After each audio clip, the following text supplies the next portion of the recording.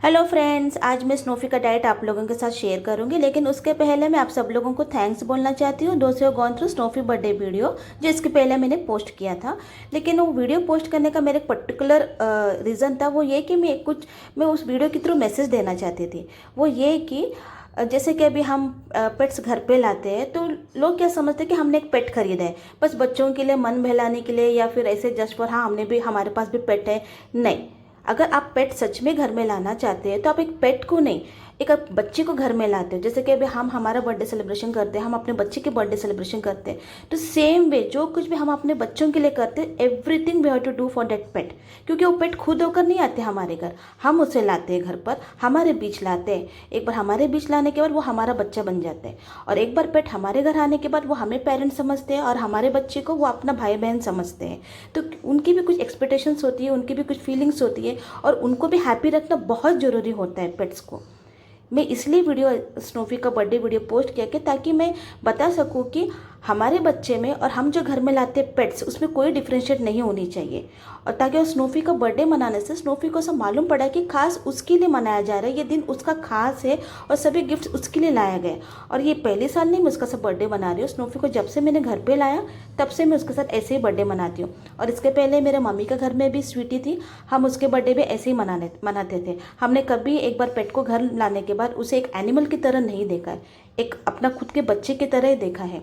अब कुछ लोग होते हैं, आई डोंट ब्लेम एनीवन, लेकिन घर में पेट लाया तो हाँ उसको डॉग फूड खिलाओ, ये करो, उसको कोने में बांध दो, उसको चेन करके रखो, क्यों तुम ऐसा चिल्ला रहे हो, मतलब एक डॉग की तरह उसे ट्रीट करते हैं। नहीं, अगर आप उसे कुछ सिखाना चाहते हैं, कुछ करवाना चाहते हैं, तो हम आपसे बच्चे को कैसे समझाते हैं वैसे आप समझाइए। डेफिनेटली एक डॉग को आप ट्रेन कर रहे हैं, उसके बदले आप एक बच्चे को समझा रहे करके आप सिखाओगे ना अपने पेट को, आपका पेट जरूर सीख जाएगा और सब कुछ समझ जाएगा। मेरा बस यही बोलने का इंटेंशन था कि पेट्स में और अपने बच्चों में कोई फ़र्क नहीं होना चाहिए, जबकि वो पेट्स हमारे साथ अपने बीच रहते हैं। Okay, now back to Snowfy diet. So Snowfy का ब्रेकफास्ट हम इससे शुरू करते हैं। रोज़ रोज़ ये नहीं देती हूँ मैं, डिफरेंट टाइप्स ऑफ ब्रेकफास्ट होता है उसका।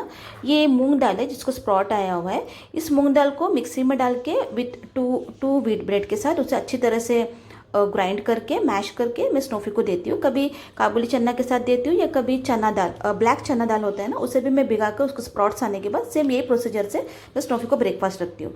या फिर इसके स्प्रॉट आने से पहले जो हम सोक करके रखते हैं मूंग दाल को, उसका बैटर बनाकर विदाउट एनी ऑयल मैं स्टीम में पकाकर स्नोफी को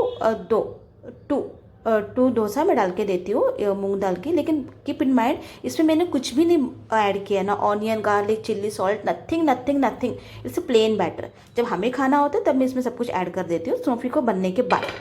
इसके अलावा जब घर में इडली बनता है तो स्नोफी को इडली के साथ कैरेट मैश करके देती हूँ, बॉइल्ड कैरेट अच्छी तरह से मैश करके देती हूँ। अगर डोसा बनता है तो 1 थिक डोसा डालती हूँ, उसके साथ में कैरेट हो या कैबेज हो या कैलीफ्लावर हो, उसको अच्छी तरह से बॉइल्ड या स्टीम करके मैश करके डोसे के साथ मिलाकर खिलाती हूँ।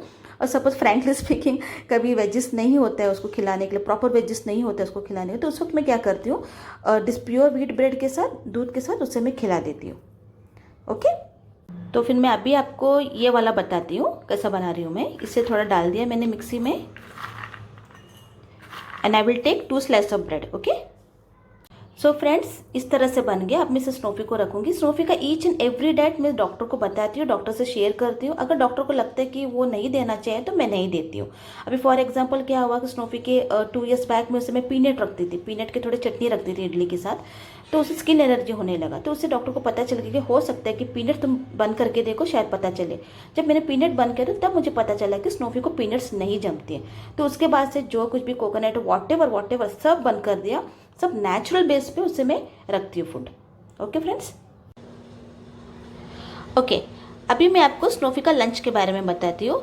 लीफी वेजिटेबल से मैंने स्पिनच लिया। लीफी वेजिटेबल्स बहुत ज़रूरी होती है डॉग्स में, पेट्स के लिए। उसके साथ मैंने कैरेट लिया है, कैप्सिकम लिया है, कैबेज लिया है, जबकि मेरे पास अभी ये है स्टॉक में तो मैंने ये दोनों ले लिया। ये नहीं भी रहा तो मैं दूसरे वेजिटेबल्स ऐड करती हूँ। और कैलीफ्लावर, याद रखिए कैलीफ्लावर आप अच्छी तरह से नीट एंड क्लीन करें, क्योंकि इसमें वॉर्म्स होती है। कैलीफ्लावर नहीं, कोई भी वेजिटेबल्स हो, नीट एंड क्लीन करके यूज़ कीजिए। हम तो हमारे बच्चे को ऐसे नहीं खिलाते हैं ना, नीट एंड क्लीन करके देते हैं ना, तो सेम वे पेट्स पेट्स ही क्यों ना हो, पेट्स के लिए भी every vegetables neat and clean होना चाहिए विदाउट एनी इंसेक्ट और वर्म समॉट लाइक दैट, ओके। और इसके अलावा मैं red capsicum, yellow capsicum, lettuce वगैरह भी ऐड करती हूँ जो पेट्स के हेल्थ के लिए अच्छा हो, ओके। नो यहाँ पर पानी बॉयल हो रहा है, अब मैं इसे स्टीम करने के लिए रख दूँगी। याद रहे कि ज़्यादा ओवर स्टीम नहीं करना है, ओके। सो फ्रेंड्स, ये स्टीम हो चुकी है, गरम है। ठंडा हो जाने के बाद उसे मैं मिक्सी में डालकर हाफ बॉल राइस लेकर अच्छे से मैश करके मैं स्नोफी को खिला दूंगी। लेकिन जब तक ये ठंडा होती है, मैं आपको और एक बात बता दूं, स्नोफी को बचपन से लेके अभी तक, अभी वो 5 इयर्स का हो गया है, तो उसे कुछ भी किसी भी तरह का डॉग फूड पसंद नहीं है। बचपन में उसे मैं सेरेलैक दूध खिलाती थी, फिर उसके बाद दूध और ब्रेड, उसके बाद चपाती के साथ, तो धीरे धीरे धीरे उसका मैं होम फूड रखना शुरू कर दिया। बट ऐसा नहीं कि मैंने उसे कोई भी डॉग फूड ट्राई नहीं किया। I tried each and every brand, each and every dog food, puppy से लेके एडल्ट तक। अभी वो 5 साल का है, लेकिन फिर भी वो खाना पसंद नहीं करता है। इसलिए स्नोफी को मैं होम फूड पे, इसलिए स्नोफी का डाइट होम फूड है, टोटली पूरा होम फूड है। और इसके अलावा मैं और एक बात आपको बता दूं, स्नोफी को किसी भी तरह का मैं जंक फूड नहीं रखती हूँ, भले वो ब्रिवेजेस हो या फिर चिप्स हो, वट एवर जंक फूड, जो भी जंक फूड की कैटेगरी में आती है, वो मैं स्नोफी को बिल्कुल नहीं रखती हूँ। हाँ, कभी कभी हम खाते हैं, या मैं खाती हूँ, या उसका कभी डैडी या बच्चे खाते हैं, तो उसे फील होती है कि मुझे नहीं दे रहे, मम्मी अकेली खा रही है, तो उस वक्त उसको बस टेस्ट के लिए एक छोटा सा बाइट देती हूँ, छोटा सा बाइट।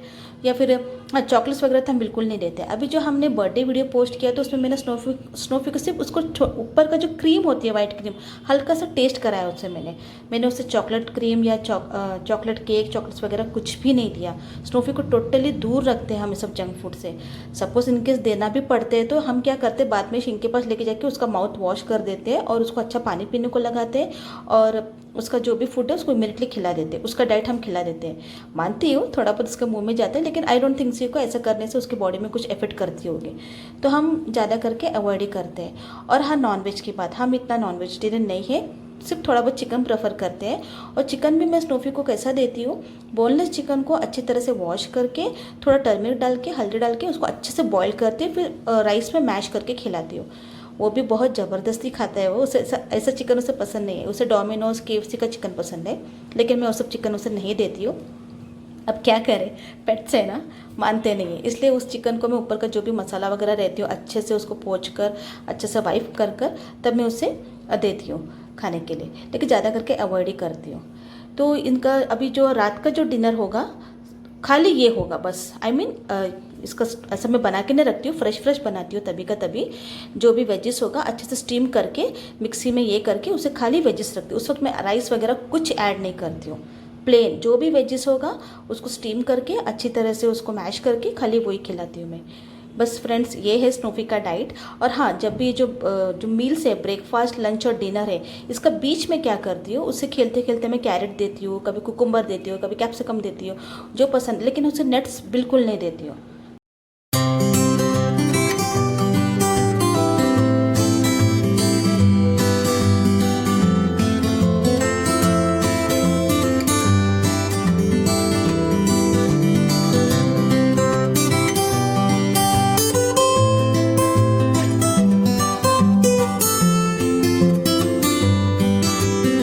मैं स्नोफी को पहले दाल चावल भी रखती थी। उस दाल में tomato, onion, garlic, salt, spices कुछ भी ना डालती थी। प्लेन दाल में सब वेजिस डाल के कुक करके मैं उसे चावल के साथ खिला देती। जब डॉक्टर ने कहा कि हो सकता है कि दाल भी कारण हो सकता है वेट गेन करने का, तो मैंने दाल भी बंद कर दिया। तो अभी मैं क्या करती हूँ, कभी कभी खाली स्टीम वेजिस खाकर बोर हो जाते हैं, तो उस स्टीम वेजिस के साथ, राइस के साथ जो प्लेन दाल का पानी रहता है ना, जो खाली प्लेन दाल का पानी हम जब दाल बनाते तो खाली वो दाल का पानी मैं उसमें थोड़ा मिक्स करती हूँ, और कुछ उसमें नहीं डालती हूँ मैं। और स्नोफी को डेयरी प्रोडक्ट्स में मिल्क, कर्ड पहला मैं देती थी। जब डॉक्टर ने कहा कि इसका वेट ओवरवेट हो गया है स्नोफी, तो थोड़ा वेट कम कराना पड़ेगा, तो मैंने टोटली इसका डेयरी प्रोडक्ट्स टोटली बंद कर दिया। भले वो कर्ड हो या फिर मिल्क हो, ये डेयरी प्रोडक्ट्स मैंने टोटली बंद कर दिया है। और फ्रूट्स में उसे खाली मैं एप्पल देती हूँ, वो भी आधा एप्पल, उसमें से सीड निकाल कर, उसका ऊपर का स्किन निकाल के मैं उसे एप्पल देती हूँ। बनाना भी हाफ बनाना खिलाती हूँ, और वाटरमेलन का भी सीड्स निकाल के हार्डली हाफ बाउल उसको मैं वाटरमेलन देती हूँ।